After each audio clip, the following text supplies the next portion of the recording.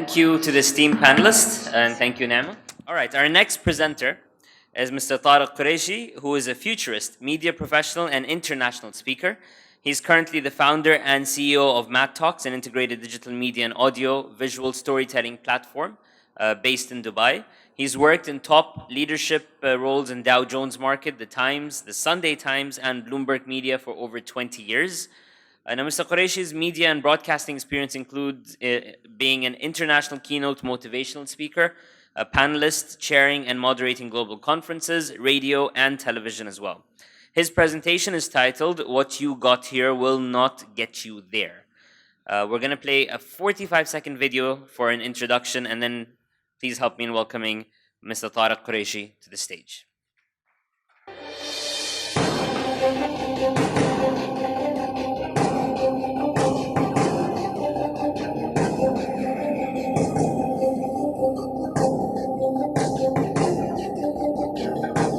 They were designed for the 20th century and set up in the 20th century. So the 20th century companies are coming down and the 21st century companies are going up. To celebrate innovation, to celebrate research and development, to actually bring ideas and investments together. We can solve the big challenges of the world. We can talk about poverty, healthcare, education, climate. AI can also help our businesses, our apps. It facilitates.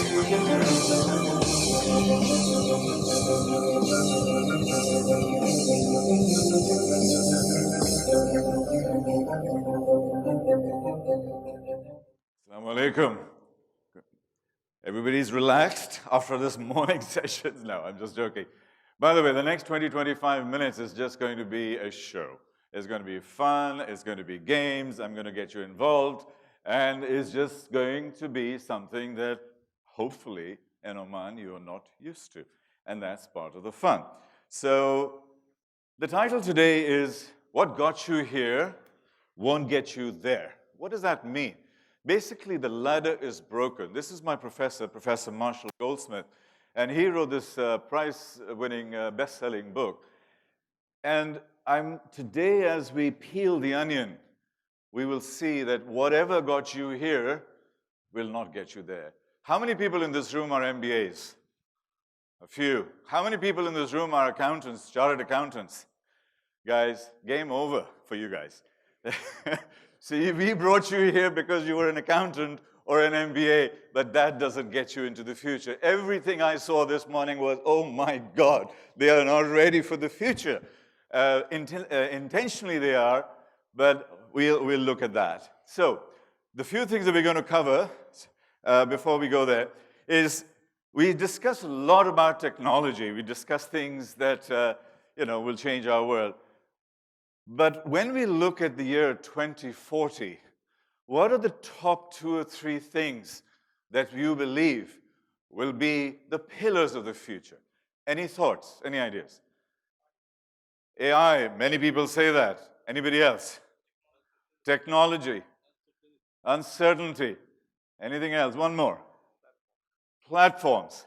All accurate, but that is not going to define the future, ladies and gentlemen. The future is going to be defined by trust, by ethics, by humanity, by values, by all of these core factors. You can have fintech, but if you don't have compliance and structures related to that and governance related to that, nothing will work. You can have blockchain, but if you don't build trust, nothing works. It's in there. We talk about artificial intelligence. Artificial intelligence on a scale of 1 to 10 at the moment is at about 1, maybe 2. We're about 9. Why should we? So artificial intelligence should be serving us. So what we need to develop is our brain, and more importantly, our thinking, and thinking about thinking, metacognition, memory, and stuff. Because if we can lift ourselves, AI will serve us. Otherwise, we will be subservient to artificial intelligence. I'll talk a little bit about tech, because you think I'm a futurist, I'll only talk about tech. That the idea is not to talk about tech. Time to think differently. The time has come when we should really start thinking differently. Throw away the microscope. I saw a lot of discussions and comments this morning about now, which is fine, but we also need a telescope for the future, and we'll do that. And we'll talk about some levels of future readiness. This is a one-day seminar, ladies and gentlemen. I'll do it in 20 minutes. But I'll just leave you with thoughts and ideas and catalysts which will enable you to shape your thinking, shape your decisions as you go forward. Here are some mega trends. The world's moving west to east. We know that. Urbanization is happening. There'll be 400 to 500 mega cities. 300 of them you will not even be able to remember. But that's how everything is going to get structured. The next area is the silver tsunami. You know what that is? Something I created. The silver tsunami are all of us people who are going gray, because 75% of the population will be millennials by the year 2025 in a workforce. But 75% of the spend will be from people aged 50 and over. So ignore them at your peril.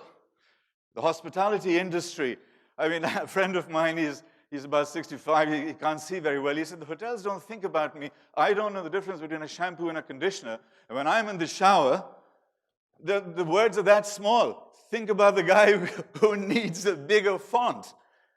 Because these older people are going to now live till 90 or 100. Our children will live to 120. So the world is changing, and the economics and the demographics of the world are changing. We're living in great times. Lovely things are happening. The CEOs and the economies feel that the world is just expanding and growing. It's very optimistic. So this is all good stuff. We're creating trillion-dollar companies. That was mentioned earlier this morning. But before we start getting excited about the trillion-dollar companies, there are about 180 unicorns in the world. These are companies that are billion and over, new emerging companies. All of those companies together doesn't make one Apple. If you take the top 20, 30, 40 banks in the world, you add them all up, it doesn't make one Amazon. So there are lots of shifts that are taking place, and we need to be able to address that. I love this image, because when I look at the year 2040, I see this. We need Moses. We need somebody to break the tsunami that's coming in here. And that guy is going to be the person who's going to sit here with us and say, what do we need to do to make way for this change? It cannot be done normally. So we have to look at that. So I'll share a little video. It's a 90-second video, which just gives you a flavor of some of the things you will be seeing in 2040. Now, today is about 2040. That's why I'm playing this. I think we should be looking at 2030, perhaps even 2025. And when I heard His Excellency talk about 5-year plans this morning, I said, I need to go and talk to this gentleman, the professor. And I said, the world doesn't work in 5-year plans anymore. The world is on a different scale. And as we go through this session, you will understand exactly that. So here is a little video which explains.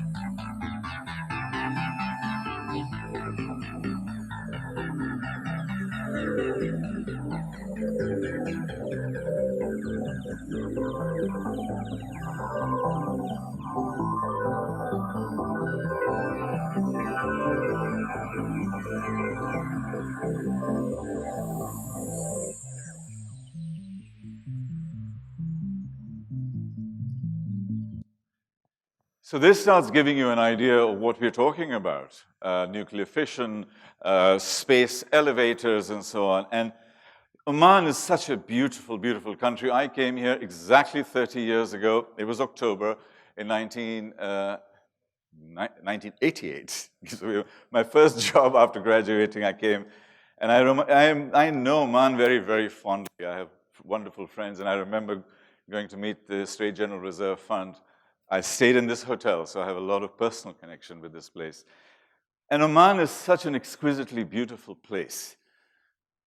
And whenever I come back here, I see things changing, but I see things that are constant. And those things that are constant are beautiful. They're exquisite. Those are the ones we need to find a way to capture and find a way to sustain and keep it there forever. So 2040 is not about change in terms of running after technology. It's about our mindset change, but our heart and our hospitality and our geography needs to be protected. Our humanity needs to be protected. So when I see a video like this, I have a tussle between my emotional response and my rational response. Rationally, I have to do lots and lots of things. But emotionally, I think the exquisite beauty of Oman and its people needs to be captured and sustained. So the question is different. Not the KPI, the 1%, the 5%, the oil price. That is all there. It's the people. And it's our thinking and our mindset. So we can think in 12-month periods, then we can think in longer segments. I felt today, this morning's conversations, that most people's brains ended around 2025. Because after that, it's just like, whoa, what's going to be happening here? And I think when we look at 2040, we need to hope and pray. Well, we need to do that anyway, but we need to build mental fitness. We need to build our mindsets and our personal humanity and our heart. So today is about heart. Today is not about technology. The future is our humanity. Technology will only serve us. I'm going to move a little bit beyond that, but you know, everybody's trying for transformation, some kind of a transformation program, a technology transformation program. Everybody's doing it. Do you know that 84% of transformations fail? So every single consulting firm in this room should be fired because anything that they will recommend will fail. 80% plus. This is a statistic from Forbes. And the reason it fails is not because of the technology, but it's because of the thinking and because they are. If you spend $1 million on technology and $20,000 in training and development of the people, it will fail.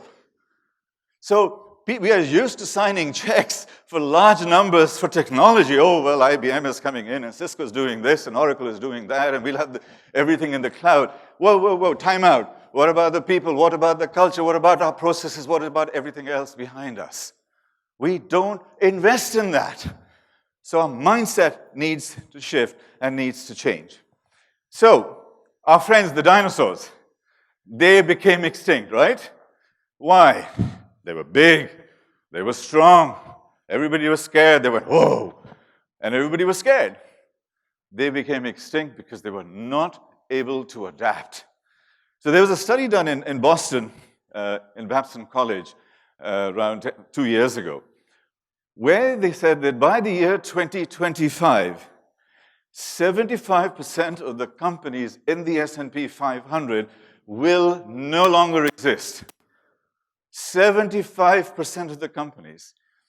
And 50% of the companies that will replace those 75% have not been born today. So everything is to play for. You don't need to worry. And the same proxy applies here, in this country, everywhere, every stock exchange. So if you look at 2025, folks, there's a lot of issues. You can't see it at the bottom, unfortunately, because of the chairs. But so every industry is getting disrupted. Some of them have already been disrupted. Some of them are in the process of being disrupted. So anybody who is in these industries, which means all of us, needs to be sitting and thinking about what that disruption represents. Now, this is one of my favorite charts for today. There are about three I want you to remember. This is one of them. All the companies that were born in the 20th century were designed for the 20th century, right? They were designed to manage risk, They were designed to protect assets. They were designed to control. The 21st century companies are the exact opposite. They're designed for risk. They're designed for fluid movements. They're designed to go out there and engage with uncertainty. So we are in the middle today of what I call the transition decade. Started in 2016, say to 2025, latest 2030. And in this decade, there will be a lot of discomfort which we really, really need to be addressing. And this is the reason why technology change is moving exponentially faster than business change, social change, and any kind of political change. So when you think about it, when you're doing 5-year plans, you were here in 1995. Any change? Nothing. 5-year plan, another 5-year plan, another 5-year plan. Now you are here. When you do a 5-year plan from here, what happens? 5 years, whoa. Another 5 years, whoa, that's gone. You cannot, the whole thinking is different. And this is what the whole idea is. And you know, when I saw the panel here, wonderful, senior, high-quality panel, where was the 22-year-old who's going to be in the year 2040 running this business? Get a wonderful young person from Sultan Qaboos University or Young Omani to come in and say, this is my view of 2040, not our older view for the younger people. Because I have something called the 60-40-20 rule. 60-year-olds are making decisions for 40-year-olds to execute, for 20-year-olds to consume. So we have a double generation thing. So we create reverse boards. We create young boards. So every company in this room, whether it's Dukhum, whether it's Dubai airports, Oman airports, it doesn't matter. You need to have your main board for compliance and so on, and you need to have a supplementary board where the maximum age shouldn't be more than about 25. You know the watch company Tag Heuer? Tag Heuer has a young board which sits there and reports directly to the CEO and the owner of the company, and the age of that board, average age, is 17. 17-year-olds are deciding 50% of the spend because of the spend of the marketing budgets and so on, because the watch business has an existential threat. So the 55-year-old CFO doesn't have a clue. It's the 18-year-old who knows what he wants or she wants to wear in 10 years' time. So you need their view of the world to decide your marketing budget, not the CFO's view of the world. You need both. You need context and experience, but you need youth and engagement. So this is the second one, which is really, really important, because this is Oman at its best. And not only Oman, everybody. All your companies are on this red curve. You're growing nicely by 10%, very, very quickly. Everybody's happy, right? There is this yellow curve here, which is what I call the stealth change curve. Now, and it moves very, very slowly, but when it hits you, finished. It's gone. Everything moves. So, give you an example. How long has 3D printing been around? Any ideas? Sorry? 5, 6 years? 10? 35 years. Do you know when artificial intelligence started? In 1954, in a university, where they said, oh, well, we've got this thing called a computer, and we've got a brain. Can we put some of the brain into the computer? And that was the beginning of artificial intelligence. So what happens is that stealth industries come from genome sequencing, 3D printing. All of these things happen. By the time they hit you, it's over. Your business is gone. And we'll demonstrate that in a second. This is how the new businesses are developing. Does this look complex? It's designed to be, because that is exactly the kind of world that we are living in. All of these companies were not able to cope with it. They said, yeah, we're fine, we're big, we're strong, we have a great brand, nothing is going to happen to us. Guess what? They disappeared. These folks came back in and said, no, we can do something. You know, a lot of these companies are not that technologically innovative. They are looking at new business models and social models, and that is why they are succeeding the way they are. Let me just quickly touch on one, because I think it will affect Oman a lot. So Kodak. What business is Kodak in? Sorry, sir? Cosmetics actually is getting into it. Fuji is getting into cosmetics. It's another film company. Anybody else? Sir, what business was Kodak in? You're young enough to remember. Photography? Photography? Wrong, wrong, wrong, wrong, wrong, wrong. Kodak is in the business of memories and moments. The technology was just a medium. They were the ones who actually They were the ones who actually invented the digital camera. A young man, his name was Sasan, in 1978, he brought in like this and said, this is the future of photography, and he was thrown out. We have big Kodak, and so on. Now, when something happens as part of a digital structure, when there's a shift of technology, look what happens to the chart. Immediately it drops. This is going to happen in automated cars. It's going to happen in medicine. It's going to happen in a lot of identification techniques and so on. So this thing is happening. But more than that, there's something else happening. Another thing that's happening is that with digital costs, with digital printing, what is the marginal cost of taking a photograph? How much is it? 0. So the marginal cost of now a new photograph or 10,000 photographs is 0. The domain suddenly becomes millions and trillions of pictures. And our problem changes. What is our problem? In the past, our problem used to be, oh, we have lots and lots of these albums. Now our problem is, it's all in the memory. It's in all sorts of places we can't find our photographs because it's a mess. So our problem shifts and the whole thing changes.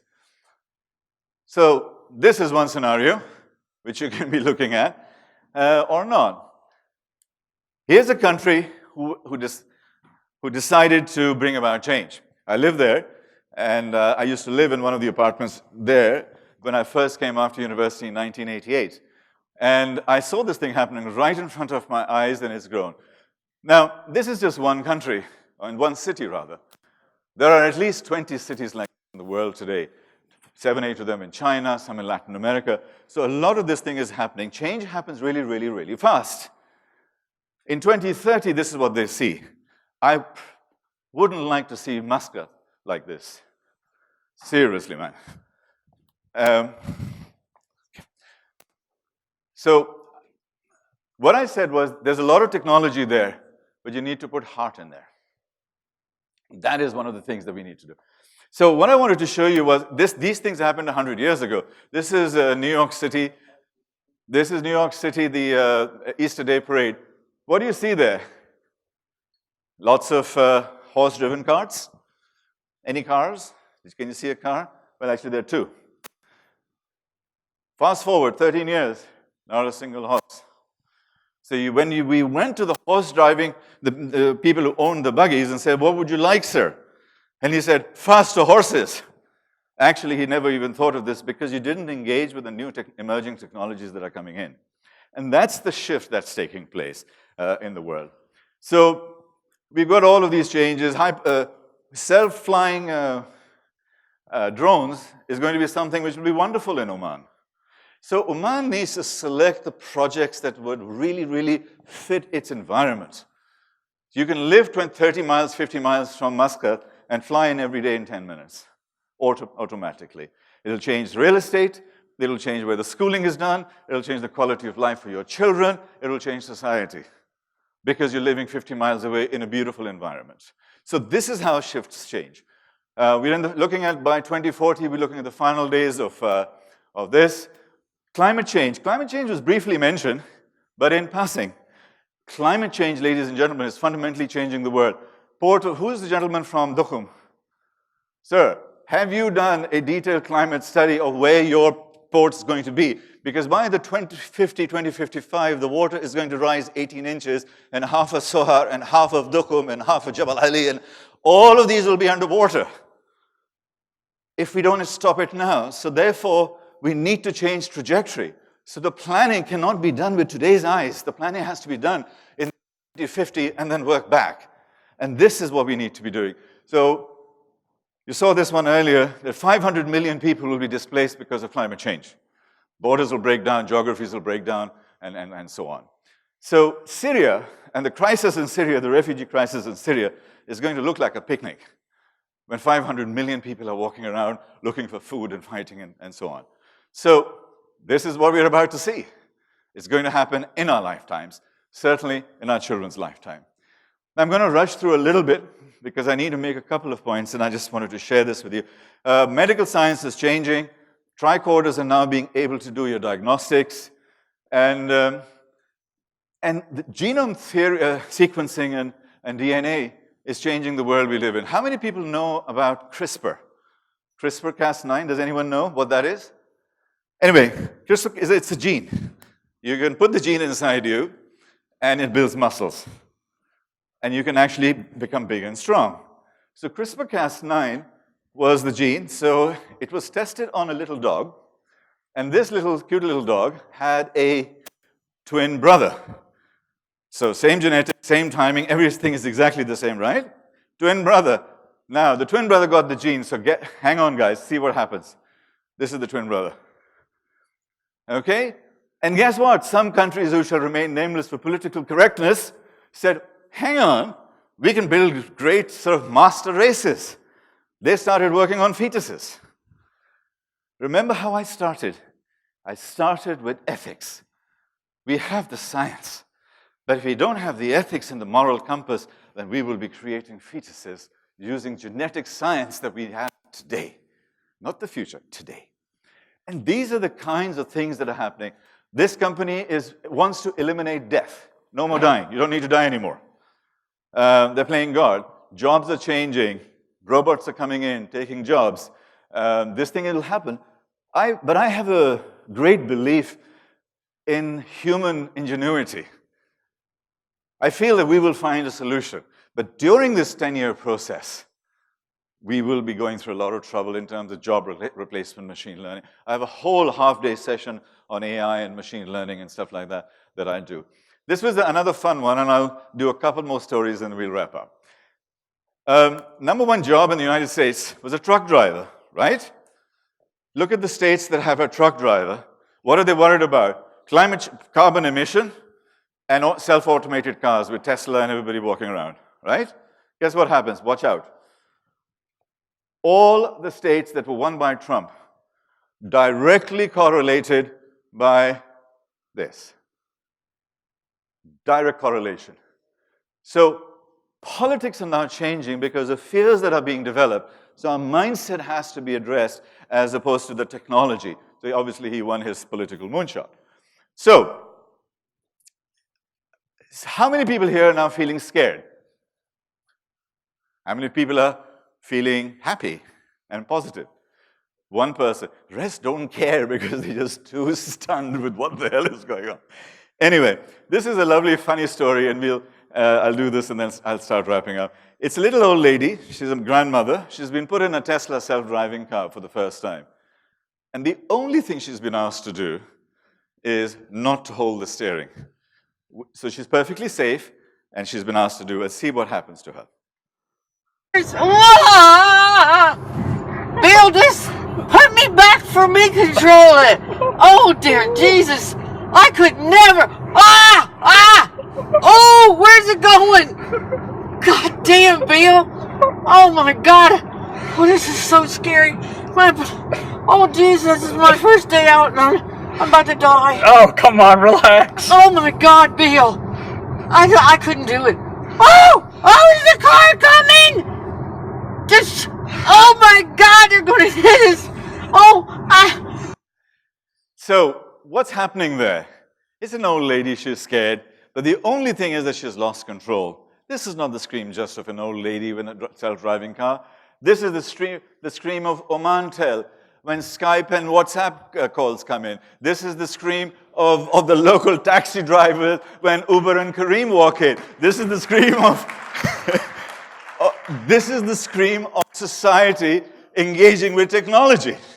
This is their scream, is the visceral scream of change and shift and uncertainty and loss of control. That's all it was. loss of control. And I think this is the kind of thinking that you need to see. So it's time to think differently. We do a lot of funny things around that. So what I'm going to do is share one quick study that was done by NASA about 30, 35 years ago. And how many people are parents in this room? A lot of us? Most of us. Okay. So you will know this thing really, really well because it's about you. So here's a little toddler, and they're measuring creativity versus age and time. Okay? That's a very, very simple study. And what the general belief is that we become less creative as we grow older, right? Everybody sort of believes that? Okay, let's test this. This little toddler, cute little girl, 3 or 4 years of age, how high do you think her creativity is? High or very high? Very high, 95%. Then guess what you guys do? You send them to school. What do? 50%. Then you work really, really hard and earn lots and lots of money, and then you send them to college, to the best college in the world, to dumb themselves even further. And then once we've graduated and when we start working, you know where we are?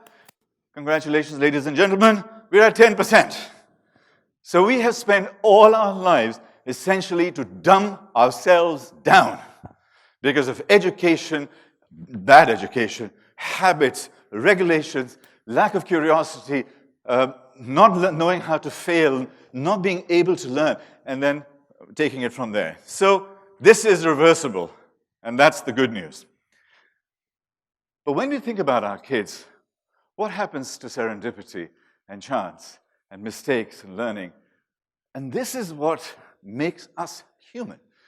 Because anything that can be digitized, it will be. And it'll be 1,000 times cheaper and 1,000 times faster. But anything and everything that cannot be digitized will be 100 times more valuable. Love, connection, collaboration, humanity, soul, spirit, context, all of these things will be 1,000,000 times more valuable. That is what we focus on. And while we are looking at 2040, please, all the AI machines that come in, don't give them all of this. Because you lose control. Facebook was tracking kids at 12 and 13 in Australia. They were sued for this because the kids were depressed and they had their sad faces. And then they took that data set and sold it to a company who was selling them games and stuff because kids who are depressed buy more. You cannot use commercial organizations to be the stewards of your future. And Nima beautifully spoke about the fact that this is about nation building. Lead that nation building within yourself. And the last point here is we have lots of intelligences, and we are being measured on what? Verbal, numerical, as when we do our SAT and achievement tests and so on, and a little bit of emotional intelligence now. Folks, this is my professor, Professor Tony Mazan, and I do a lot of work with him. These are our multiple intelligence. We have spatial intelligence, physical intelligence, social intelligence, spiritual intelligence. We need to learn all of these things. Science is fine, but we need other intelligences. You know about the acronym STEM? STEM is science, technology, engineering, maths. For me, it's STEAM. E is emotion, and A is art, culture. So you have science and technology, emotion and art, and then we have everything else, which is maths and physics. If you don't combine them, we are incomplete as human beings, and we will be drowned by technology. There will be no 2040 that we will be happy about. So, what are the degrees that we will be doing in the future? Is anybody in this room an anthropologist? Is anybody in this room a psychologist? Is anybody in this room a zoologist? Is anybody in this room a music conductor? Is anybody in this room an astronomer? Now, these are the degrees of the future, ladies and gentlemen. And if you are not one of these, you are not going to be able to cope with 2040. So if your kid's done the first degree, send them to do a master's in bioethics. Can you imagine business degree with bioethics, which pharmaceutical firm will not hire them. I did a thing with Rob Capello. He's the, the project was Future of Learning. Oh, sorry, Future of Listening. And he is the Royal Philharmonic Orchestra in New York. He's the conductor there. And he says he listens differently. So I am playing like this. So I'm the conductor, and that's my bass, and that's my violin, and that's my drum. I'm the leader, and I can do this. But I'm listening. The future, ladies and gentlemen, is how well you listen. Because as the waves will come, the leaders that are listening, they're the ones that are going to pick them up. And the future of leadership is in there. And imagine a tsunami, a wave, and the future leader is going to be a surfer. You're going to be on the surf, and if you've done any surfing, you're up on the surf for about 2 minutes, and 58 minutes you're sitting there paddling away, listening. That is the way a lot of new leadership is going to happen. Millennials are different. Last one, and then I really will close because I've got to go to the airport. This is Vinod Khosla. He's a multi-billion-dollar investor in Silicon Valley. And this is really important for Oman, because Oman is full of all of the consultants and handbag people who come in to sell in a beautiful country. This guy in 2000 said, well, this cell phone business seems to be growing. Can you please give me a report? How much will it grow in the next 2 years? They came up with a report that said 16%. It grew at 100%. And they said, oh, well, we got it wrong, do it again. Next 2 years, we got it at 14%. The next year, at 12%, and so on. They got it wrong 4 times in a row, and this were McKinsey, Gartner, Forrester, Booz. All of them got it wrong. And why did they get it wrong? Not because they're stupid. Because they have legacy thinking. They think from the past. We now need to think from the future. We need to go to the future and look back from there, rather than go to the past and work on experience. And this is the difference between linear thinking and exponential thinking. Does everybody understand that? I'll do one illustration and then you will understand. Linear thinking, if I take 30 steps like this, and each step of mine is 1 meter long, how many meters have I walked? 30 steps. 30 meters. We can think linear. If I've walked 15 steps, how far have I walked? 15 meters. Okay, now let's do exponential. Let's do doubling. If I take 30 doubling steps, how far have I walked? It will not fit on your cell phone. It is 1,700,000 meters, which is 26 times around the world. Up and down the room, or 26 times around the world. That, ladies and gentlemen, is the rate at which it's coming. So, when we are doing plans for 2040, we cannot think from the past. We need to be able to think from the future. And I saw a lot of telescope today, which is relevant. But all the wonderful leaders in this room need to have one eye on the the microscope, and the other on the telescope. And this is new leadership. And we need to be able to divide our brain in this way.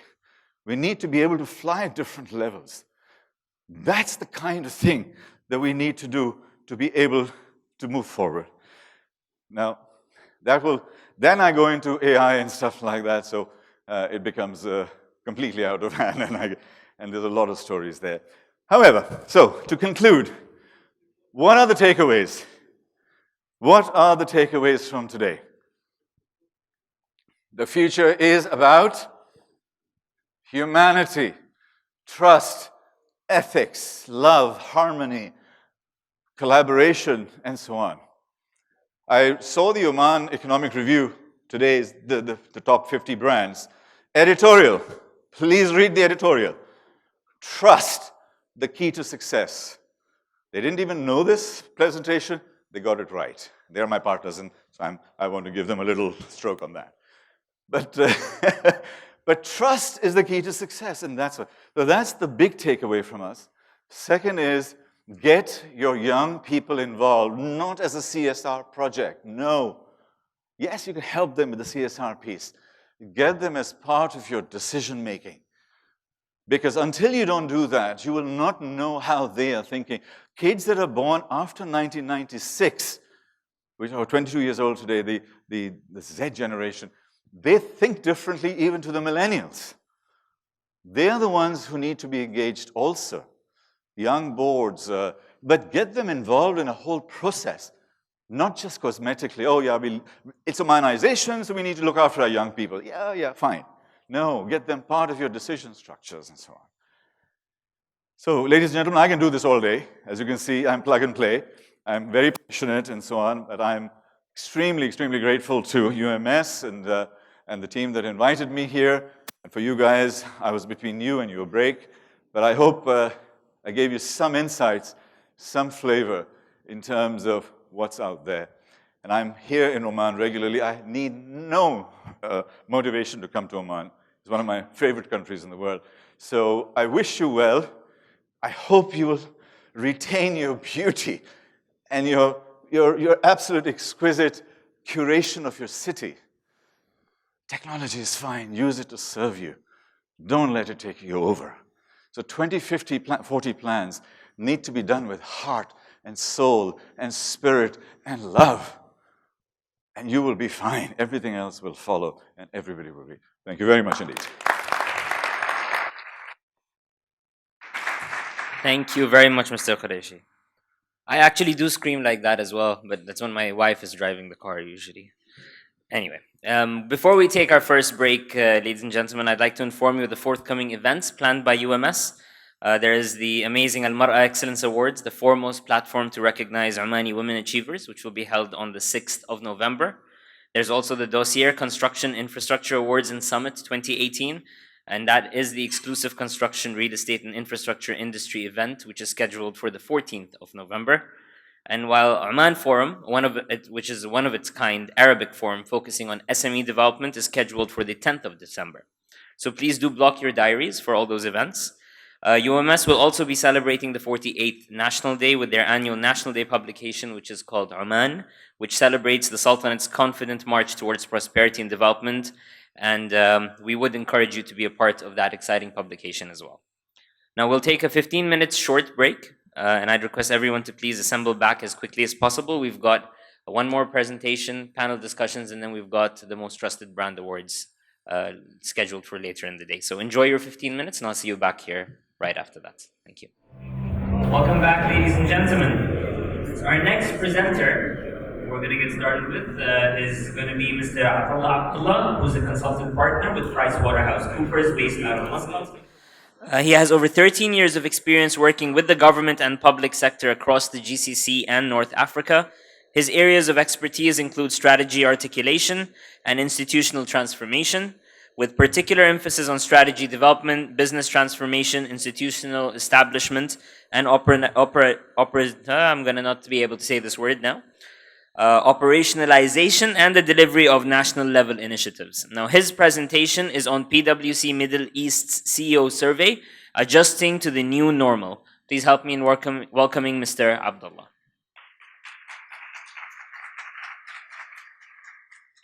Have they given me the... Guys, I'm missing the clicker. Who took the clicker? That always happens. Someone keeps taking the clicker. And unfortunately, our last speaker actually went to the airport, so I'm worried he took the clicker with him to the airport. That would cause some issues. Yes, digital disruption at its best. Yeah. Do you have the clicker? Okay, second one. So we lost the first clicker. That's the first casualty of today. Exactly. There you go, Mr. Abdullah. So the unenviable task of taking over after a break falls to me. So I don't want to waste your time. I just want to ask very quickly, how do you feel about the discussion today? Is it a good discussion? Can I hear a yes? Louder? All right. I wanted to build on what we heard today. So there were a lot of themes that came out. A lot of your peers sat in this room and expressed their points of view and expressed their perspectives around some of the key issues that are, they're impacting them as captains of industry in Oman. And I figured, well, let's take a look at what some of the other CEOs, both within the Middle East region and globally, think about some of the challenges within the next year to 3 years or so, giving us a little bit of a good horizon for comparison purposes. So just a quick overview of what the agenda is. I'm going to take you through the survey methodology and what was done in that context, and then I'll break it down into 3 pillars. So the themes for today's session, as introduced by His Highness earlier, were around the economy, around people and society, and around governance and institutional performance. So I figured I would cluster our outcomes based on these 3 key themes. So just to take you a little bit through the themes themselves and how actually we did the survey. This is the 21st year of our CEO survey. So we have a very long track record of carrying this out. We have a lot of data to benchmark against from the past, and we have a lot of repeat CEOs who are consistently coming to us with their views and perspectives. About almost 1,300 CEOs participated in the global survey. We've had more than 50 from the Middle East itself. And about 50% of all these respondents have been CEOs for more than a period of 6 years. And 71% of all our CEOs in the Middle East region have, they preside over entities with over $100 million in revenue. So some of them are pretty heavyweights in terms of the type of businesses that they manage. The themes themselves that I've broken this into are around growth and development. So we're looking at what is the impact of globalization overall, how is it disrupting or how is it affecting the perceptions of CEO around growth. The second pillar is around people and talent. So how do CEOs view the people and talent agenda? Are there any specific issues in that regard? And 3, of course, and I think it's the elephant in the room, we talked about it quite a bit today, but I think this will give you some kind of quantitative analysis around what it is that CEOs feel on this specific area. So on the issue of growth and development, I think most CEOs are very bullish on this area, more so than last year. Last year, about 26% of CEOs globally felt that the economic situation would improve. This year in the Middle East, it's 52%, and globally the benchmark is about 57%. This gives you quite a good indication that overall the expectations are towards either the status quo remaining and or there being significant growth. That having been said, the CEOs are not as comfortable about the next year. They are more so on the next 3 years. So when asked, globally, 42% of CEOs felt very confident that their own businesses would grow. In the Middle East, that was only 33%. So there's a bit of a gap there. When we look at the next 3 years, we find that the Middle East and the global markets are more aligned at 40% and 45% respectively. So just very briefly, maybe by a show of hands, how many of you feel that in the next year you're going to grow? And then I'll ask about the next 3 years. Okay? And now the next 3 years? Yeah, so I would say that it's probably from my angle, I know you're not all seeing it, but from my angle, it seems to be in the same correlation. So about a third of you raised their hands for the first question and almost half for the second question.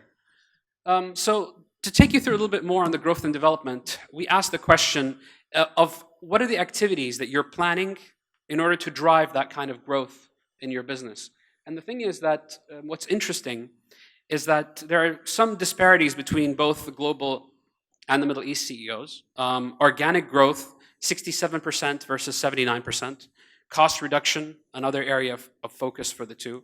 You'll notice that the new strategic alliance or venture is something that both CEOs are very much looking into. So partnerships are becoming the new norm. We're almost aligned with the global CEOs in the issue of mergers and acquisitions. On outsourcing, I think we're a little bit more interested in the outsourcing question than the global CEOs are, not by a big margin though. You will notice, however, that we are becoming more interested in selling or exiting from a certain market or from a certain business than we are at the global level. There's almost a good differential there. And on collaboration with startups, we're a little bit behind. So CEOs globally are actually looking to grow their business in that area more so than we are. But you're talking about almost a 12% differential. When we asked, what are the 3 countries that you think are the most important for your growth? Middle East CEOs were overwhelmingly of the view that China, India, and the USA are going to be the top 3 destinations in the coming 3 years for them to grow their businesses. And this is in line, of course, with a lot of things that we heard earlier today around, the movement towards China and India. But the US still remains a very important partner in that regard. When we asked about the threats, and what are the threats that you're facing as an organization, and we asked the CEOs a little bit about what are you concerned about, you'll notice that in the Middle East, and this is obvious, 92% of our CEOs were mostly concerned with geopolitical uncertainty.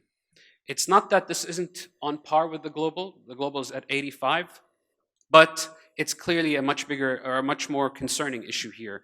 The other thing is around uncertain economic growth. I think CEOs in the Middle East are not clear on what the next sectors are that are going to be growing and how they should focus their targets. And I think one of the key reasons behind that is because most CEOs feel that governments are not doing a very good job communicating that aspiration to them. So they're not aware of where to plan next, or government priorities seem to be shifting from their perspective. Overregulation is an issue both locally and globally. We're talking about a very good, almost 85% in the Middle East and 83% globally. This is an issue that clearly has divided even voters in Western countries, hence why we're seeing things like Brexit and also Trump. And of course, the increasing tax burden, more so here, I think, because CEOs are more anxious about VAT and the other implications thereof, and they're not sure about how that will be implemented. Other things of note that are pretty interesting is that CEOs in the Middle East are probably more concerned with changing consumer behavior than the global CEOs are. And that's something that I think is due to the shifting demographics of this region. We talked a little bit about the youth bulge, and that's a big concern on that area.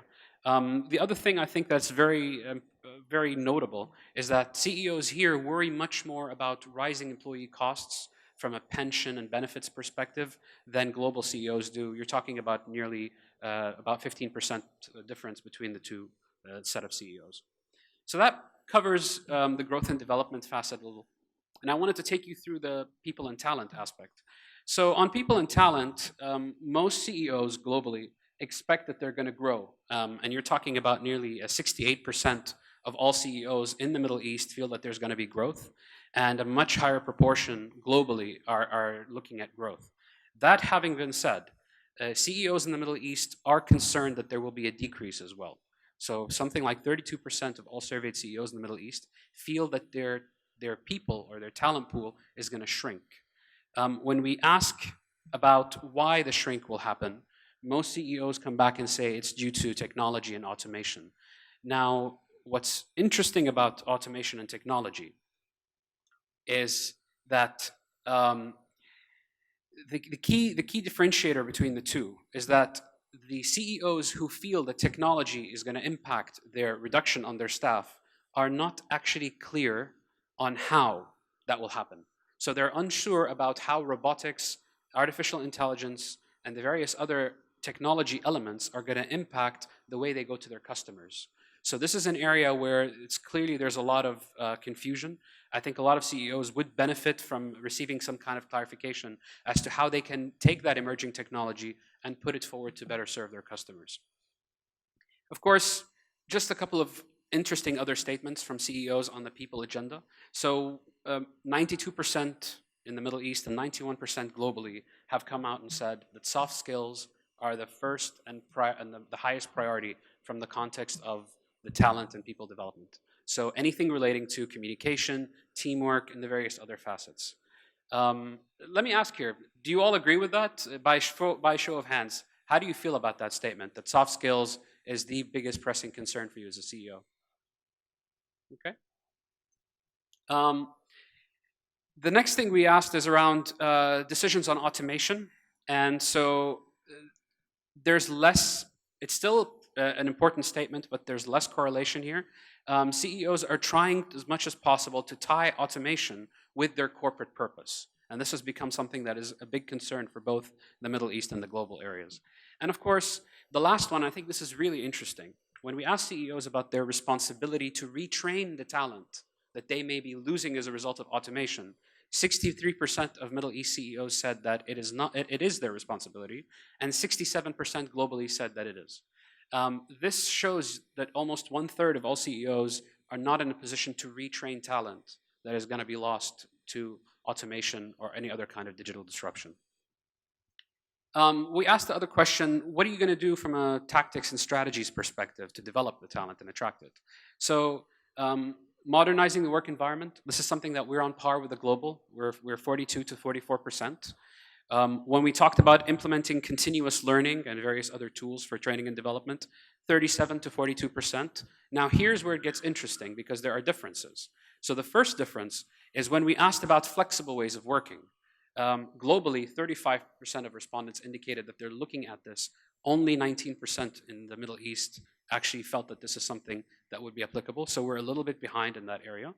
When we asked the question, how about changing brand perception through marketing and advertising? Again, there's a 10 percentage points differential. 33% of CEOs globally felt that this was a good way forward, and only 23% from the Middle East felt that that's the approach. And finally, which I think is most interesting, working with educational institutions directly. About a quarter of all CEOs globally felt that this was an important way to take it. On only 15% from the Middle East were looking at this as a potential tie-in. The reason why I say this is important is because if you take Oman's investments and put them on a map, either from the government, the public sector, or the private sector, and you try to align the educational initiatives against that spending, you will find that there's a big gap. And so one of the things that we potentially may need to look forward and look to in the future is around how we can bridge the educational sector, training and development with the ongoing investments in the Sultanate. So just to talk a little bit about governance, I think this is a very important element, so we broke it down into a few additional highlights and insights. So when we ask CEOs if they strongly agree with the statement, I am under increasing pressure from my organization to deliver business results in shorter timelines. I can see some of you nodding, which means that this is probably an issue. You will see that in the Middle East, we are at 71%. So Africa is the only other higher region at 79%, where CEOs feel like they are under a tighter time crunch to deliver value and to do it in a much shorter time frame. The rest of the world is at 68% in North America, 60% in Western Europe, and 53% in the Asia-Pacific region. The global average, of course, is 60%.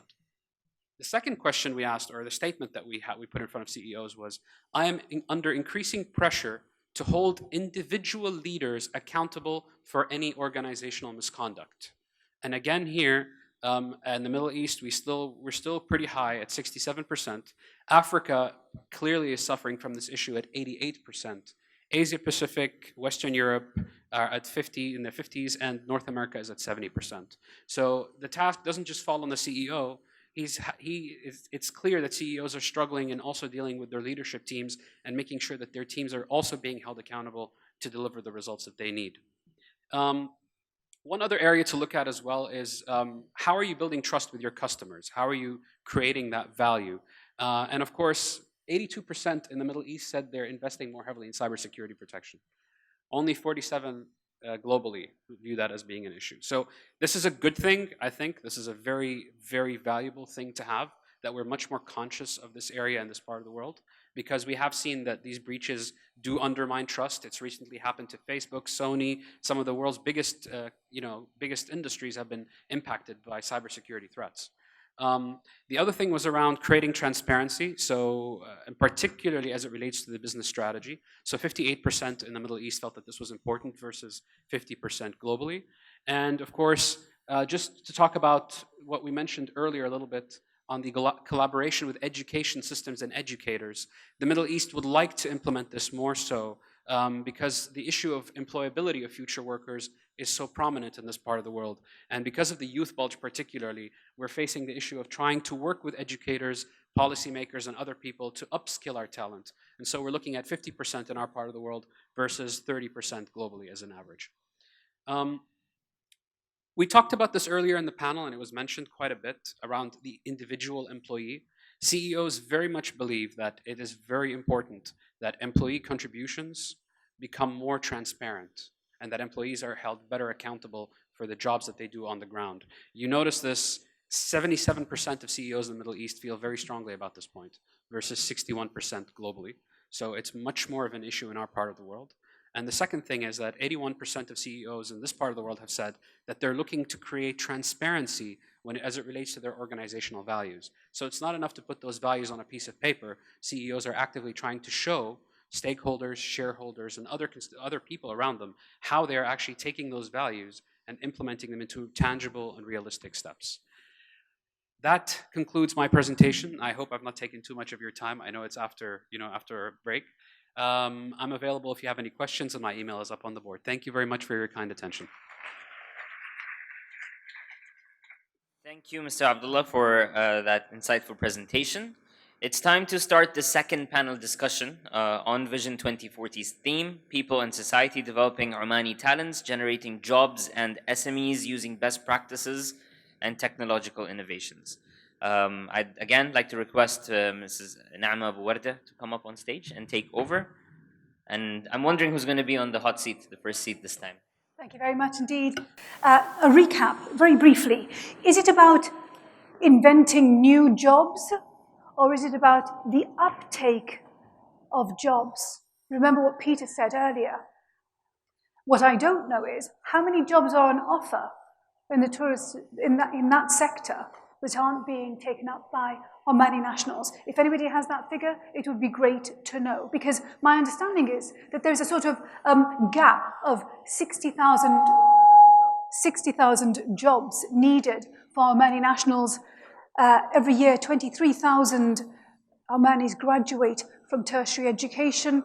There has been a 6-month ban, as a visa ban, as one way of dealing with this. I'd like to know how many of you have been affected by this in your businesses. So you wanted to get visas, you couldn't, you had to wait or perhaps employ somebody other than your first choice.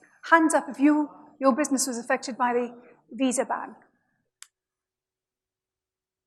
A reluctant few hands go up, and I understand. It is an issue though, isn't it? So, people and society, please welcome to the stage the CEO of Oman Post Company, Abdul Malik Al-Balushi, Managing Director of Competence HR, Amir Al-Fadl, the General Manager of Oman GBM, Eddie Aboud, the Managing Director of Impact, Khalid Al-Haribi, and His Excellency Muhammad Sulaiman Al-Kindi, Chairman of Sandan Light Industrial City and a member of the Shura Council, and the CEO of Oman Data Park, Maqbool Al-Wahibi. Now, while everybody takes their seats, I do implore you, can you hear me okay, by the way? If you have something to say, this is your chance. This is going to be a short session. Please put your hand up. Yes, great. If we can have microphones available, please. Can we actually start while we take our seats? Sure. We don't have a space. Okay, fine. So, the title, it's about how do we translate the things that we know into people, what people need, and getting them to do something about it, whether it's do your best at your work, process things in a way that's joined up, all these things that we heard about. I'd like to ask you one simple question, just within the organization generally. What is the key to engaging the right employee, but then keeping them? Just if you could answer that question. I'd like to know what it is that you're doing to answer that. How long do you have? 30 seconds. All right. So, from your expertise, what is that magical ingredient? Okay. All right. Is it about engaging the village? What is it? I think engagement is important as a word, but what does it mean? I would focus more on emotional capital. and I can talk for days on emotional capital, but anyone would like to be a part of a success story. And if you as a leader can create that, you can create the challenge, the emotional connection, the emotional capital, where people are contributing to the success of your strategy. And that's reflected externally and internally. And I think that's... what's your magic ingredient? What is it? my magic ingredient is challenge. So you're saying if you challenge Yes. people and they're the right person, 100%. then that's great. That's what 100 gets them motivated. and then celebrate the success, of course. Okay, please. For my business, Nama, I have a very small outfit. I have barely about 15 people. So I think the question to me is that what I think might work for my clients. Perhaps that's more of a question for me. And I think the onus is more on the people themselves. Finding those people, obviously, at a filtration stage or an employment stage. In my mind, attitude is more important than competency, specific technical competency skills. If you have the right mix of skills and emotional intelligence that you can get into the incumbent, that person, is likely to stick around and be part of your longer-term success. How many people would agree with that? Attitude is more important than skill set. Thank you for that. Personally, I actually agree 100%. Eddie.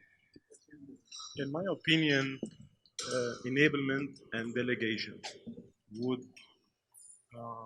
So when you say that, does that mean they are allowed to make decisions for themselves? So first, the enablement is very important, and around it, the education, there is the experience, and many things behind that. At the same time, the delegation and the ownership. So once you push ownership to the people, they step up. In my opinion, delegation is the right thing. But again, when you say delegation, right, does that come with empowering them to actually just get on with it and make the decision and not have to check with somebody? So it's their autonomous ability to make a decision. So delegation is a responsibility. And the responsibility, there are so many aspects behind it. So you need the preparation and the environment for that. So you need, when it comes to the work and the portfolio, it comes the structure of delegation. There are the enablement, and there are the soft skills as well. So you show as a leader, you show it. Okay, you show as a leader, and you are held responsible. And responsibility, meaning they need to do many things behind that. So, in my opinion, delegation is a responsibility more than just the activity behind it. Yeah. So it's the whole process, isn't it? It's the cascade and all the rest of it that we spoke about. Absolutely, please. Actually, if you try to get the needs, what the people needs actually, also for your staff actually, if you have some of your staff and their needs actually is different than each other, you can empower them to know what they need actually. The needs is not food or housing or something. Sometimes you have to think about the people in a different way. Okay, as the guys here said about the emotional things, you have to think about it in the deep things. Okay, and you can go, make a good teamwork in that by and empower that teams. I think like that. So how many people work with you?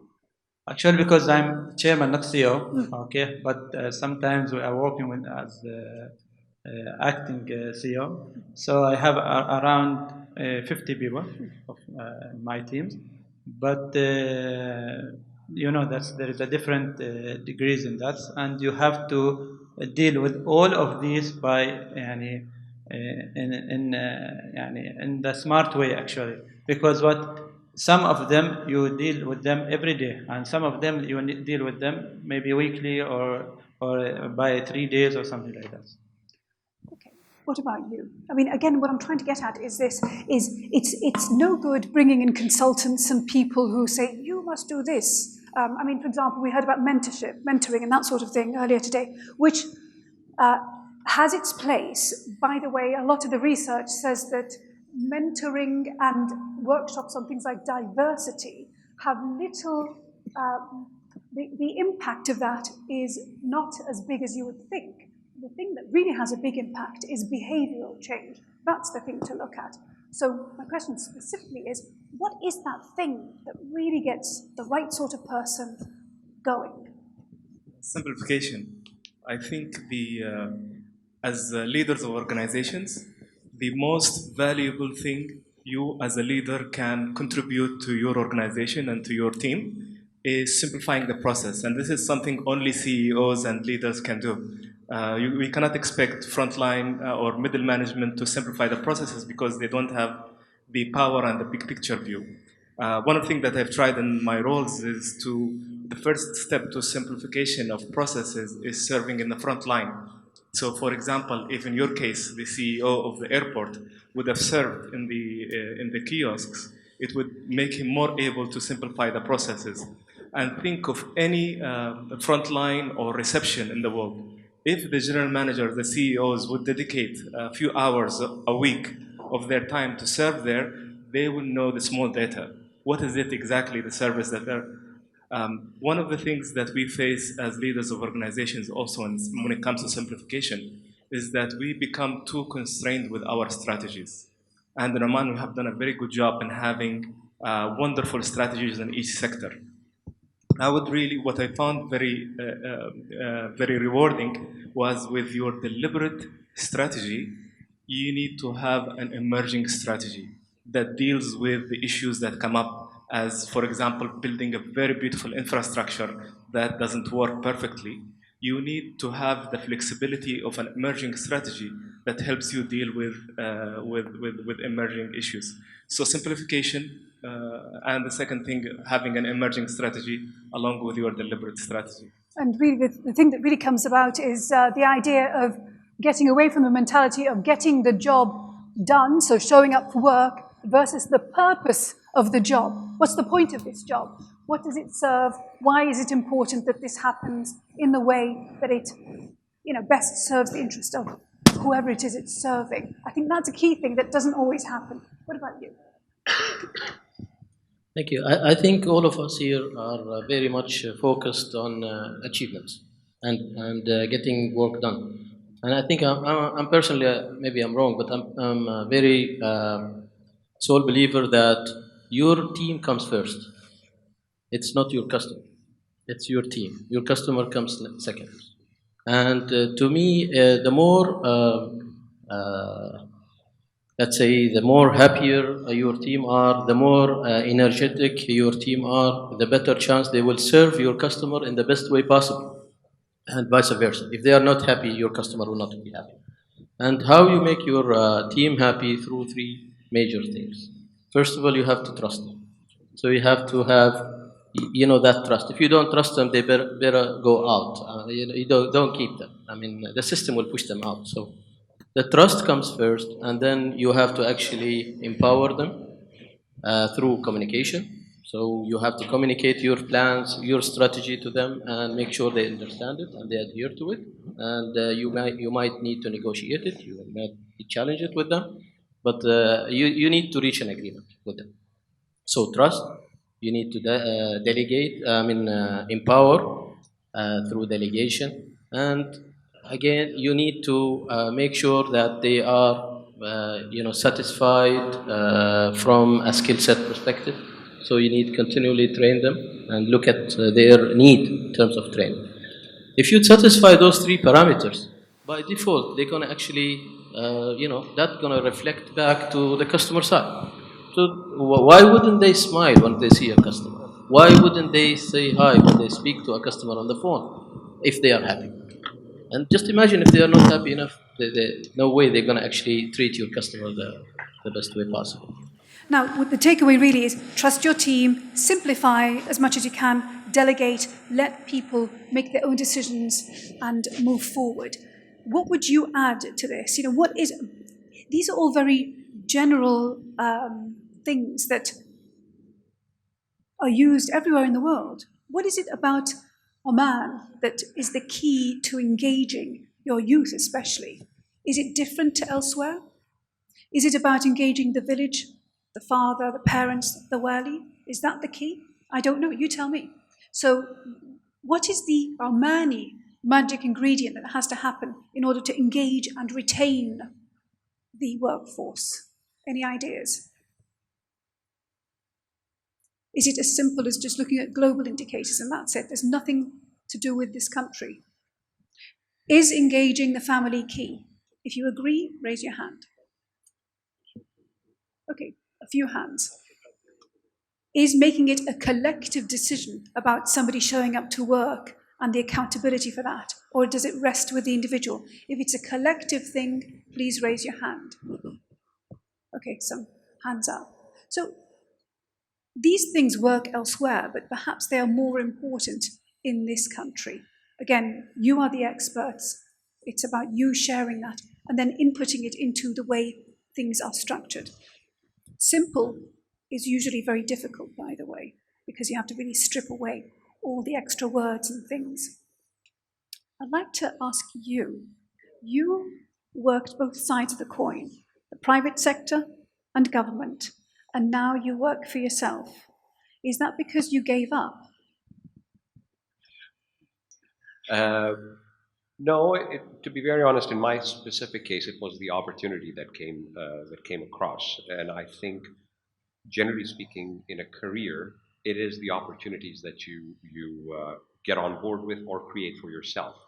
But that's a very interesting question because I can see people, given our business environment, that may indeed give up. People who are driven by results would give up in perhaps the public sector because there are lots of restrictions in enabling them to deliver results. It wasn't the case in my specific scenario, but I can see that happening. I must say, however, I need to qualify that in the last 2, 3, 4 years, there have been a lot of initiatives in the country that have been trying to reduce government sector bureaucracy, enablement, empowerment, and all the good stuff and all the buzzwords that you spoke about. I mean, nobody's knocking that. And I think the whole purpose of, not just today, but the whole, a lot of effort, time, and money has been spent on things like workshops for the Vision 2040. So I don't think anybody's knocking everything that's gone before, but it is about saying, actually, we're kind of stuck. So what is that thing that'll help us get unstuck? Because life happens and the future is coming, whether you're ready or not. So granted, what about the people that you work with? What's the thing that you find really helps? Could you explain just very briefly? Helps in what, sorry? In terms of them achieving what they want to achieve. So again, I spoke to you about this earlier, and I think it also came up over here. Flexibility with people's either schedules, their specific circumstances. We initially, in this part of the world, Can you give just an overview of what you do, though? So I manage a company that works in the field of HR. We look at executive search and training and HR consultancy. But I have seen this because I do a lot of search-related services, and I talk to people, interview people, place people. I find out that a lot of people are looking to satisfy their purpose, and there's a lot of commonality in that. And flexibility seems to be now one of the top things that people are looking for, specifically in the younger generation, in the fresh graduates or the 3, 4, 5 years of experience. So, people actually would like or would rather, believe it or not, be freelancers, or at least are heading that way, than be full-time employees. I don't think, let me qualify that. So it's not necessarily an overwhelming number of people, but there are a growing trend of people who would like to do that. And I actually think that some of the organizations over here recognize that, and hence are looking for temporary contracts or project-based work rather than employment contracts. I think that is a growing scenario. Now, if that happens, then to answer your specific question about, what is it that clicks with people? If people are indeed able to work around their time schedules, their financial needs, their whatever it is, if they're able to be flexible, I feel they're able to give more. So how many in the room would actually look at flexi work, basically? So project-based, non-full-time employment contracts as a way to work with the youth of the country specifically? How many of you would look at that as a deliberate way to provide jobs? Would that be a business decision based on reducing your commitments overall? Yes or no? Yes, raise your hand. Yes, so that's an honest person who, because it's about what do I do if there's a slow period in my business, for example? Or is it because that is the best way to get the youth of Oman engaged? It's interesting because the point is we actually don't have any young people in the room, I don't think. You're young. It's definitely, it's a very comfortable to the company to have temporary employment or project to project because, you don't have to carry the burden of the time where there is a recession and so on. But if you look really to providing high quality services, you need to have people which they feel you feel them, there is an emotional connectivity, the family, the father, mother, husband, wife, when an employee or a member of the family, I call them in my organization, go back home and they feel, our company send us flowers for the birthday, or, they are looking after, giving a reward for the kid who've been the best in math, the family, they are going to support being in that company anyway. Because from my experience, definitely you train people and they fly away. But why they fly away? You don't know anything about them. They come, they provide a service, they come and go. And whenever they find that there's something better where else, they're going to leave you. So we're talking about two different things, though. One is, how do you retain great members of staff who you've spent money on training up and effort and time? Yeah, but then, so that's one issue. They provide an amazing services. Now, if you have a temporary one, you're not going to have this connectivity. Yeah. I mean, the issue of training people up, it is a cost center. So that is huge. If the way forward is to enable people to move around more freely, then certain companies would say, no, I'm not going to take that burden on, is my guess. I mean, can I ask Eddie this question, actually? Eddie, what would you do? What would your company do?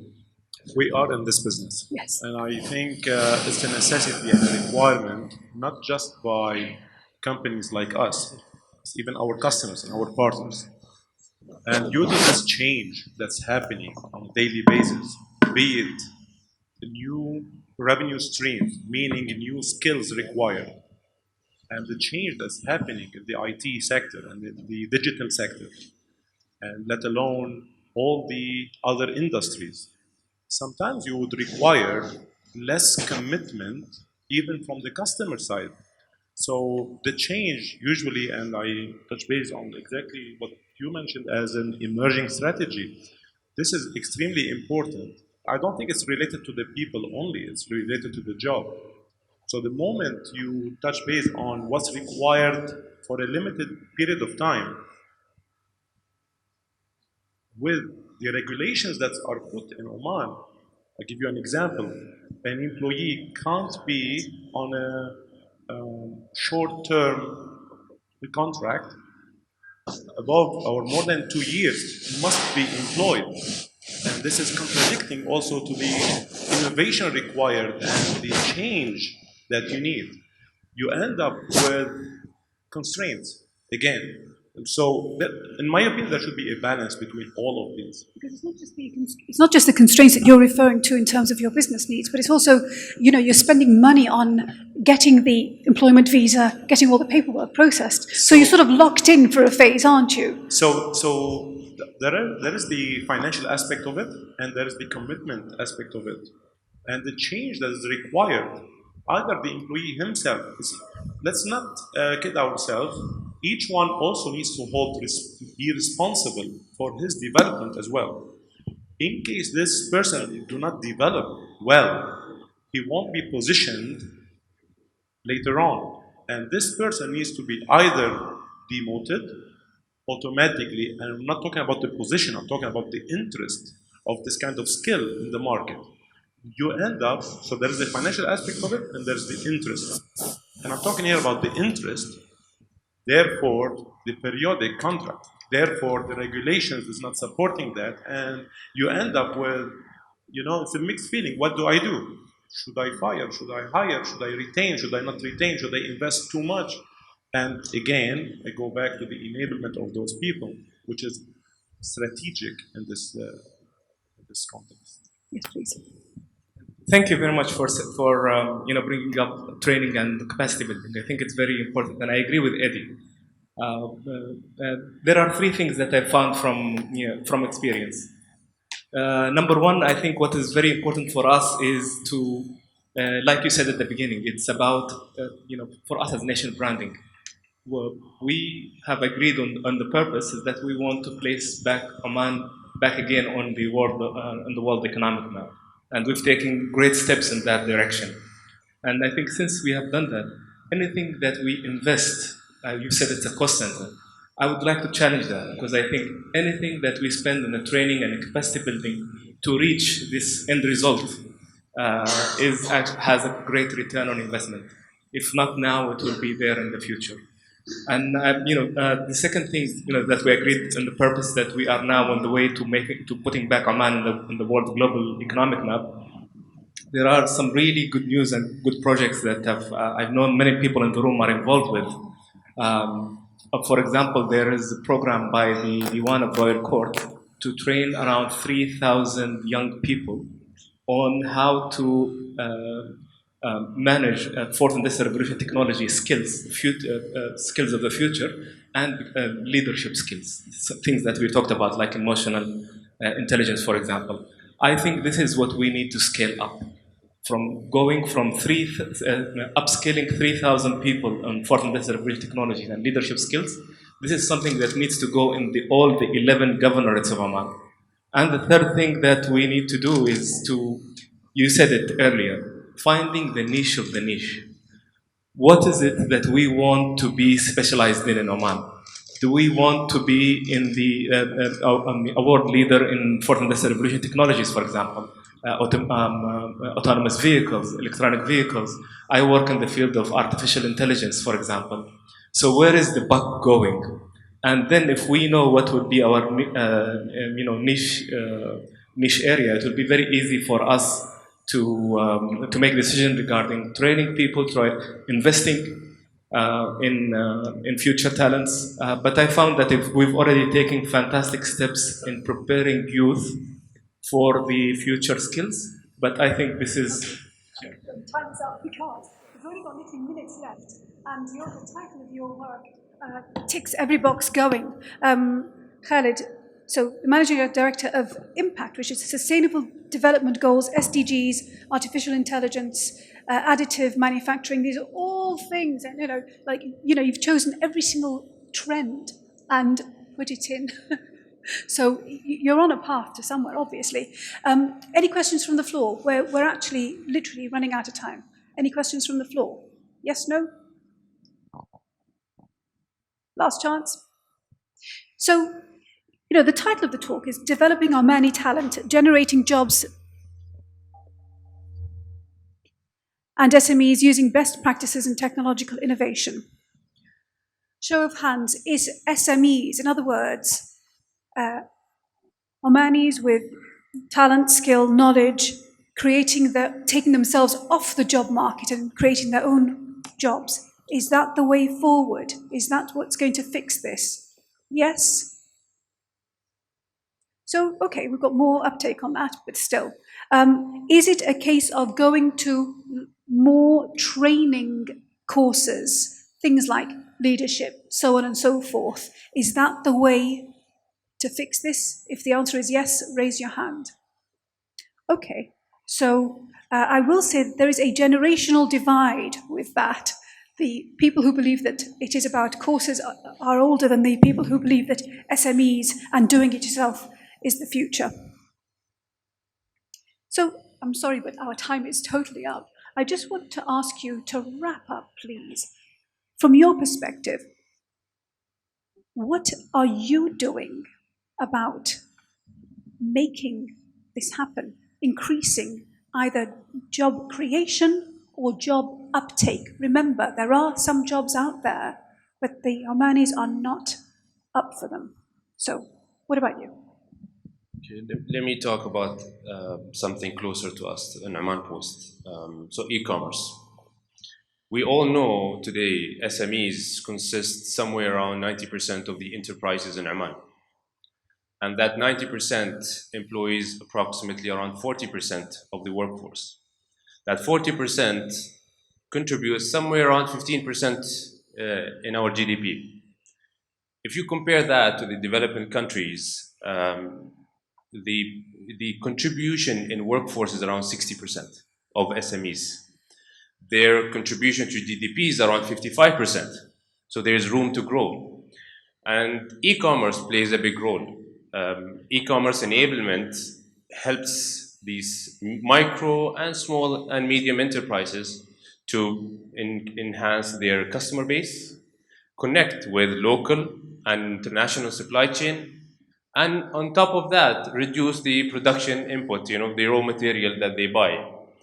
And this is extremely important. This is where Oman Post is playing a role, and I think the country also has a lot of, there's a lot of strategies being in formulation to look at national e-commerce. And in my view, if you want SMEs to grow, you have to help them play in this market. Now, if we look at eBay, for example, almost all small and medium enterprises on eBay sell online, internationally. 20% of traditional business in eBay only sell internationally. So for SMEs, it's very important for them to scale is that their ability to actually go outside, connect with international supply chain, and deliver and capture a larger customer base. In my view, that's a big direction that we have to go through and reach if we want a SME to start creating jobs. And generally, worldwide, 70 to 80% of the jobs are in SMEs. They're not in big corporations and government. And that, of course, helps very much with the issue of enabling females to work as well, because, again, looking at the structure of society and so on, especially if we're not just talking about Muscat, Oman isn't Muscat, Muscat isn't Oman, right? And that's something that we do get caught up with, I think, in these sorts of forums. So the people who are outside Muscat, something like e-commerce really helps, doesn't it? Because you can be working from your living room and hey presto. So those numbers that Abdul Malik mentioned, and I'll wrap up very quickly, tell a story. And that story basically is in shifting away from job creation to perhaps income creation, which also tallies then with what I said earlier about having the flexibility, the financial flexibility, the time flexibility, just to address your own priorities and purpose. In my mind, I'm totally convinced that we have now moved on from what we used to talk about in the 90s being nationalization, and then we moved on to creating jobs, i.e. creating businesses that will increase urbanization, but also increase the business, to now actually thinking about income creation. Can I ask one simple question, which is job creation? Okay, so does this house believe that young Omanis coming onto the job market still look to a government job because it's easy, it's there, versus I want my flexibility, I want to create my own world? If it's still the government job, because these are whole seismic mindset changes, if it's still the government job, raise your hand. But you have to see, we need success stories. We need from business communities like us is to help these SMEs grow. Kareem in Saudi Arabia, it's a taxi company. It hires 75,000 Saudis. They create 75,000 jobs. Now, we need success stories. I'm really sorry, but I hear what you're saying. We've run out of time. Can we just go very quickly down the line, please? Very briefly. I'll touch base exactly on this point. I think the government role in this case is to create a certain environment for the SME to flourish. And here we're talking about facilities, we're talking about credit, we're talking about relationship outside the country to export products and services and facilitate the demand internally inside the country. I think these are the pillars where SME would be then interested to form a certain idea, not be constrained by the regulations around it and how can I fund it. And usually SMBs or the SMEs are not capital intensive, so they don't have the capital ready. So they need investors. And this is where the government comes in play. It's not about the government funding.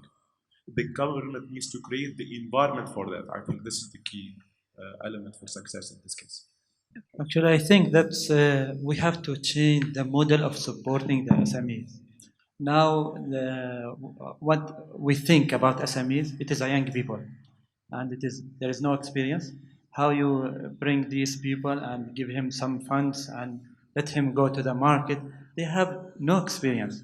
We have to think about some of the countries. They think about SMEs to give it to the people who is working in the government and working in the private sectors for certain years, and after that we can support them. They will open a companies, they will create a jobs. So we have to think in different way about how to support the SMEs. Also, the government or the private sector is the same, I think. And the private sector, they will not do anything even if there is no revenue for them. But I think you can invest in the SMEs in a different way for the private sector, also for the governments. And some of the countries, they make it a model that they create a companies and give it to the people, and they learn them, they support them. After that, they go out from that.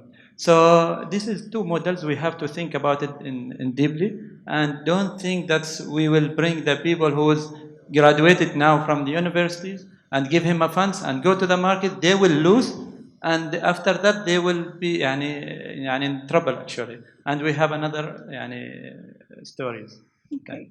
Very briefly, Khaled. I know you have a lot to say about this. There are 5 steps that are recommended by a study that will be published very soon, that was done by myself and Said Adham, and it's on the what they've building on what they've mentioned. How can the SME ecosystem and environment contribute to income and job creation in Oman? We studied 5 areas regarding SMEs as a SWOT analysis. We had 2 areas of strength. Area number 1 is ideation phase. We have a lot of young people with a lot of good business ideas. Area of strength number 2, starting up phase. We're finding that now it is easier for people to start businesses, and we found 3 areas where there are weaknesses. We found very weak link between big companies and the SMEs.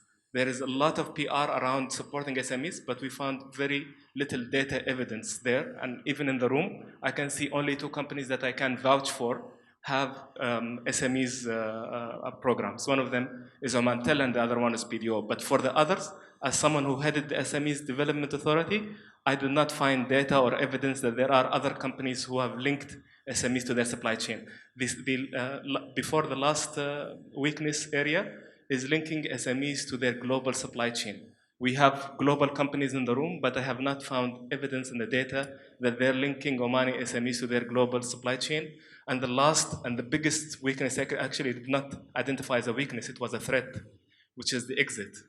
If your business does not work as a small business in Oman, the exit for you could be jail. So we do need to fix that area as well. Actually, regarding to that, in Sindan, our city, we give 20%. That's an initiative, Sindan's initiative. That's the first year is out of any rent, and the second year to 50%. We give him the discount for the people who is working in Riyadh. They have Riyadh cards. And the other things, we give it also 20 shops for the Rafid to give it to the people who SMEs, And this is from Sindan actually, and we wanna tell because you said about also Omantel and the other company. So this there is a company they support SMEs, but they maybe it is not hearing by the other people. I think also the other companies they support SMEs in different ways. Okay. I think there are a lot of things, a lot of positive things have happened. I mean, the government had formed a couple of venture capital.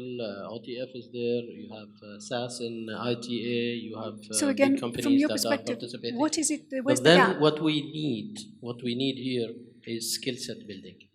We need to focus on building the right skill set, and that skill set building will start with the culture at home, and then it has to also be imposed within the education. Our education has to be agile enough because we are growing exponentially in the ICT space, being a cloud service provider. We understand that the exponential growth that's happening in the ICT, as was said previously, does not match with the speed of education. Our education are still, a lot of it is classic. We need to focus more in building the right talents, the right skill set. I find it very difficult to find the right people on the for cloud services and cloud engineers. And why are we still teaching our postgraduate stuff that was there since last 30 years? And we are still doing the same. The curriculum have not changed. And I think if we can impose, we can look at our education sector and we can have our education sector adhere with our strategy towards the evolution and the revolution of 4.0, we will win. 4.0 in itself, without proper education, proper skill set building, that are very much focused and has to start from the school, not from the, let's say, the university stages. It's too late, actually, to have it at a university or a college. It has to start in years 1 to year 12. So by year 12, we have specialized people who can decide for themselves whether they want to move forward in which sector and area, for instance. So we started the day asking, what will this country be? Not just in 2040, but beyond, because this is a generational issue. You know, it's not something that's going to be 2 years down the line, 5 years down the line, to echo timelines from business. It is about a multi-generational strategy for the future. So what I hear from you, for example, is why do you bother going to university if businesses can actually train on the job, and that way you get the right skill base, right exposure, and perhaps a job for life if you want it? That's the sort of thinking I think this country needs to have, and not be afraid of taking a step aside and doing things very differently. If you don't need university degrees because they're not giving you what you need for life, stop. Take stock, change things. Thank you very much for tolerating me. Thank you very much for your time and for yours. I believe lunch is served and, oh, I keep doing this. Lunch is not served. I'm so sorry. Thank you very much, gentlemen.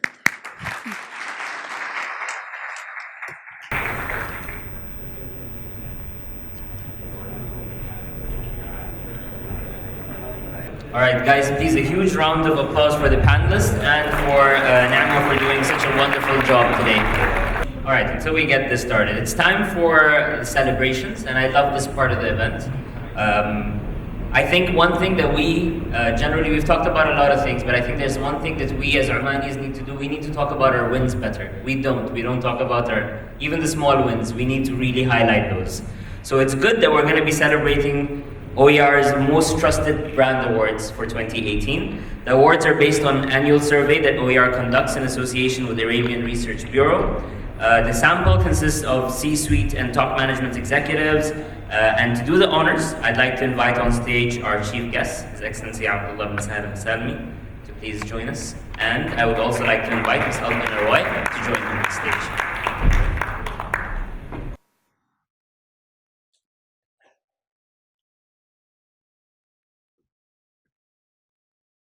All right.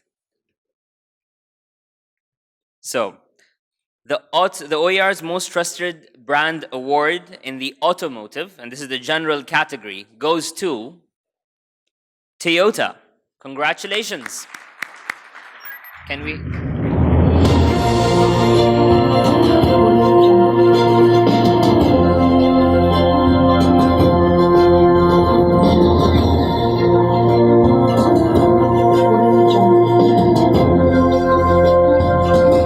OER's most trusted brand award in automotive in the premium segment goes to BMW.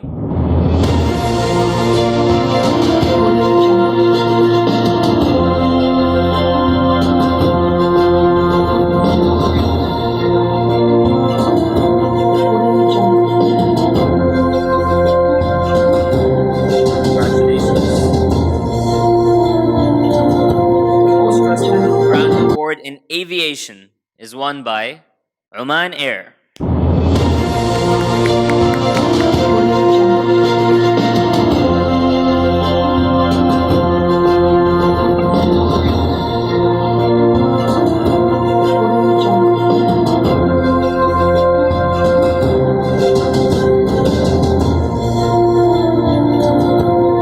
The most trusted brand award among banks goes to Bank Muscat.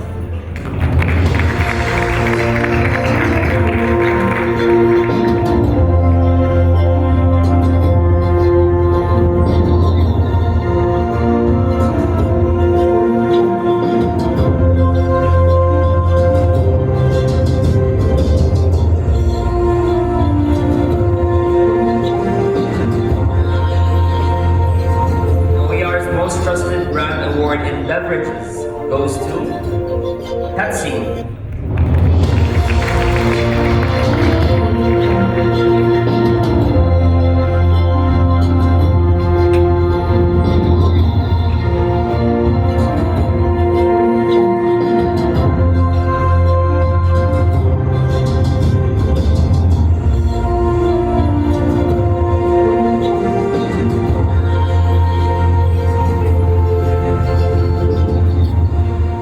The most trusted brand award in colleges and universities goes to Sultan Qaboos University.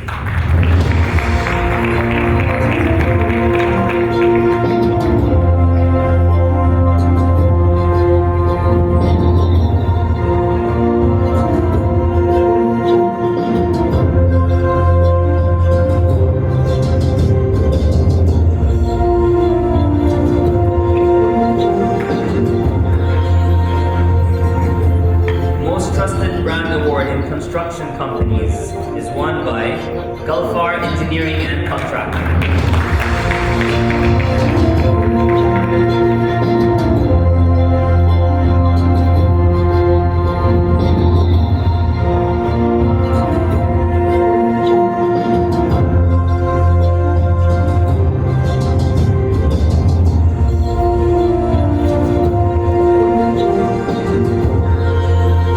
OER's most trusted brand award in consumer electronics is won by Samsung.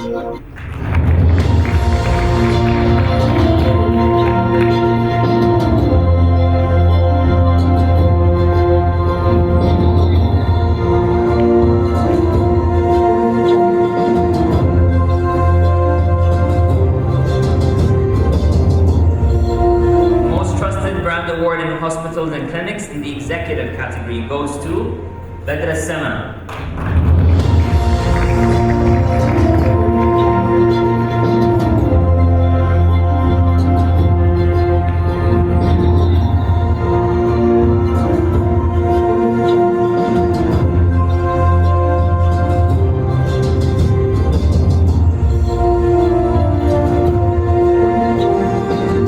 Most trusted brand award in hospitals and clinics in the top management category goes to Muscat Private Hospital.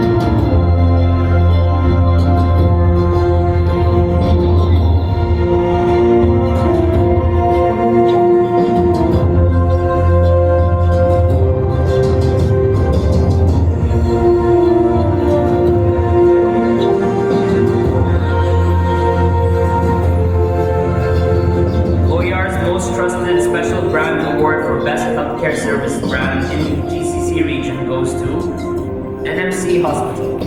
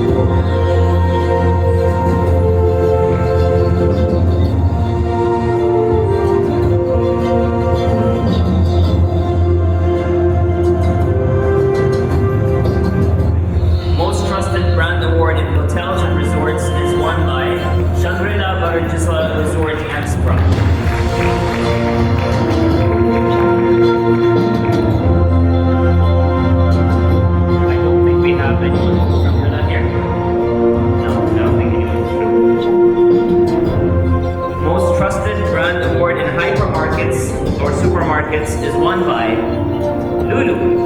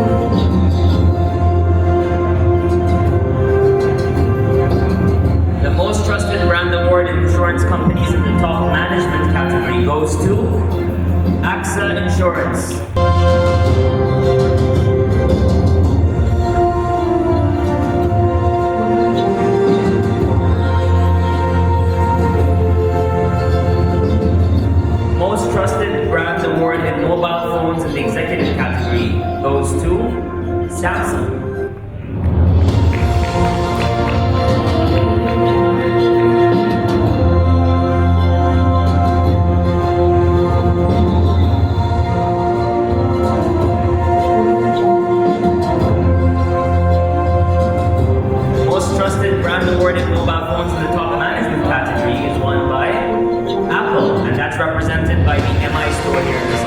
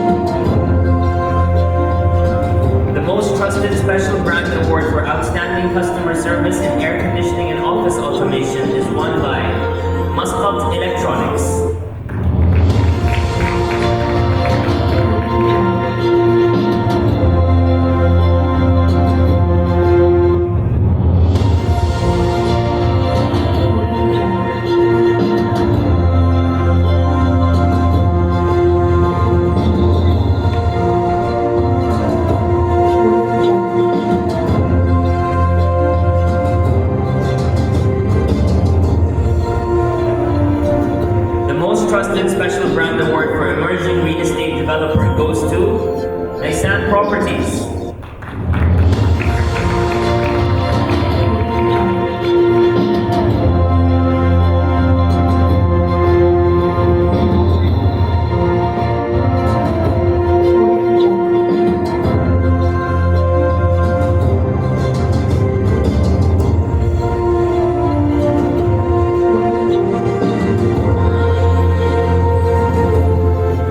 The most trusted brand award in Omani brands, FMCG, goes to Chips Oman.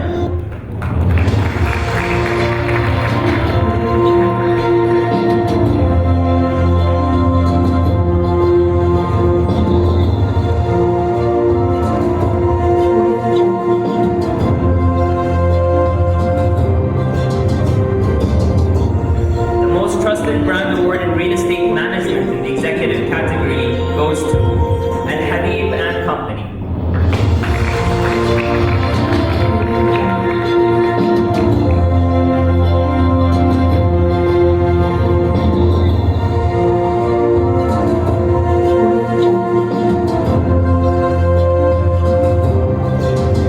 The most trusted brand award in real estate management in the top management category goes to Buttons Oman.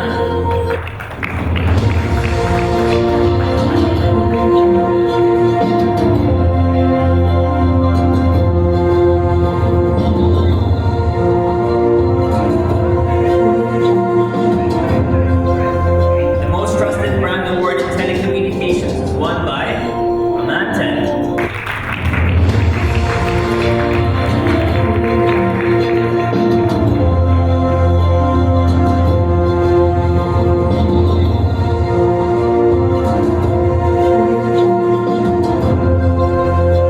The most trusted brand award in watches is won by Rolex.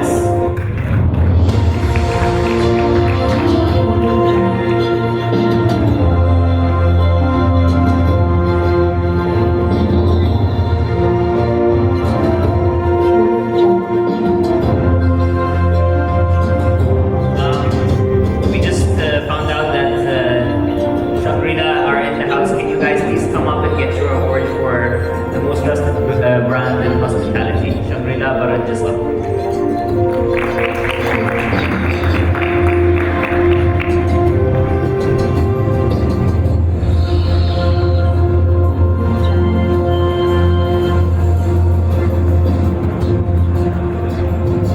Parties, congratulations to everyone, and I think I request all the winners if you could please come up and just take a picture, a group picture with His Excellency and with Alpana, please, all the winners.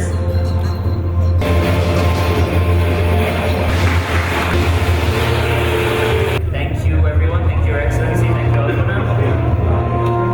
All right, guys, that brings us to the end of the award ceremony. A big congratulations to all the winners, and thank you, Your Excellency, again for being with us on stage.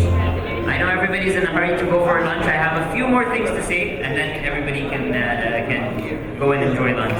So on behalf of OER, I'd like to express our gratitude to all our sponsors. A big thanks to our strategic partner, Petroleum Development Oman, Octal, Oman Tel, and the Port of Duqm. Our associate partners, Oman Airports. Our endorsing partners, Special Economic Zone Authority of Duqm, CIZAD. Our support partners, Tajir Finance and Gulfar Engineering and Contracting. Our insurance partners, Takaful Oman. The digital transformation partner, GBM. Real estate partners, Sandan. Media partners, Times of Oman and Shabiba. Supporting the organization Advantage Austria, and our print partner, Oman Printers and Stationers.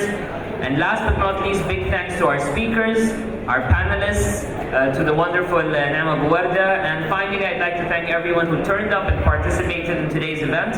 We look forward to welcoming you again at the OER Business Summit in 2019. Lunch is being served. I hope you guys all enjoy it. Thank you very much.